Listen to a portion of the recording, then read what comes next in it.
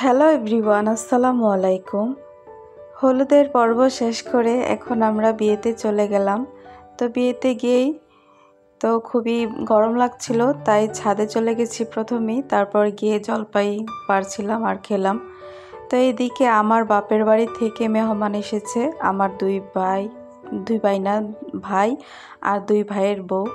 তো আমার ভাইয়ের বউর এইদিকে আর ওইদিকে বাচ্চাদেরকে বসিয়ে দিয়েছি খাওয়া দাওয়া করার জন্য। আর এই তো ভাই আর ভাইয়ের বউদের সাথে একসাথে আমি খেতে বসছি। এখানে আমার শ্বশুর বাড়ির কেউ নেই, তো আমার হাজব্যান্ড ওরা কেউ ছিল না।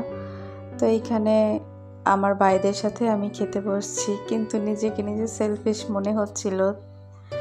তো খাওয়া দাওয়া শেষ করে এখন এই তো এখানে টাকা ওঠাচ্ছিল। তো যিনি টাকা লিখবে উনি খাওয়া দাওয়া করতে চলে গেছে, কারণ ওনাকে তো আগেই খাওয়াতে হবে, না হলে আবার খুবই খারাপ লাগবে লিখতে লিখতে। তো লাস্টে খাবার না খাওয়ার থেকে প্রথমে খেয়ে বসলেই ভালো। তো এখানে তোয়া বসছে। তো সবার প্রথমেই তোয়ার আব্বু টাকা দিয়েছিল আর আকাশী আন্টি, তারা দুজন প্রথমে টাকা দিয়েছে। আর এখানে বউয়ের ফটোশ্যুট চলছে ছাদে। তো এই তো ছাদে গেলাম, তো আমি একটু ভিডিও করে নিয়ে আসলাম। তো মাশাআল্লাহ বউটাকে খুব সুন্দর লাগছে।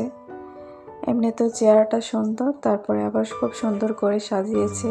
আর এখন মানুষ শাড়ি পরে না, সবাই লেহেঙ্গা পরে, কিন্তু ওকে শাড়িতে খুব সুন্দর লাগছিল।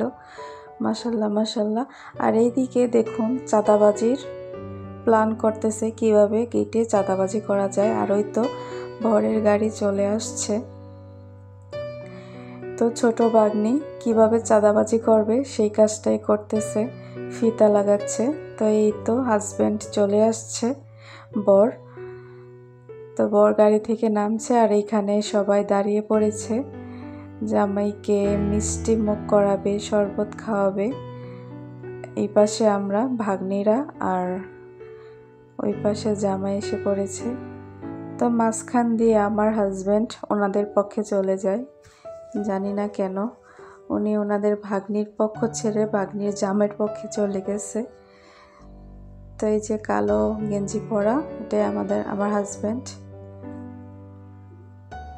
তো আর এই যে সবাই একসাথে ম্যাচিং করে কালো ড্রেস পরেছে, কেউ কিন্তু বলে পরে নাই, সবার সাথে ম্যাচিং হয়ে গেছে।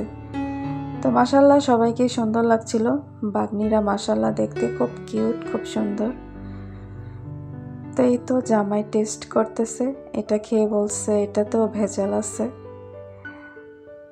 তো এটা কিন্তু ট্যাং না, এটা হলুদ দেওয়া হয়েছে। তো আরেকটা টেস্ট করতে বলতেছে, উনি বলতেছে যে সবগুলো কি টেস্ট করা লাগবে।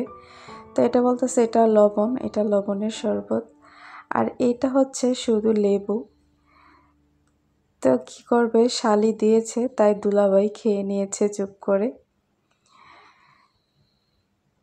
তো ওদের কিন্তু 2 বছর ধরেই পরিচয়, আজকে নতুন না। উনি পুরান জামাই, 2 বছর আগেই ওনাদের বিয়ে হয়ে গেছে আর এখন অনুষ্ঠান হয়েছে। তো আগে থেকে চেনা জানা থাকলে খুব ভালো লাগে। তো এখানে চাঁদাবাজি শুরু হয়ে গেছে, কত টাকা দিবে। ভাগ্নিরা তো মনে হয় 5,000 টাকা চেয়ে বসে আছে। তো পুরানো বিয়ে এখন কি আর 5,000 টাকা দিবে? চাঁদাবাজিরও তো একটা লিমিট আছে। তো এই তো মোট করে টাকা দিচ্ছে, যাতে দেখা না যায় কত টাকা দিচ্ছে। আর আমার হাজব্যান্ড পাকামানি করছে যাতে টাকা কমিয়ে নেওয়া যায়।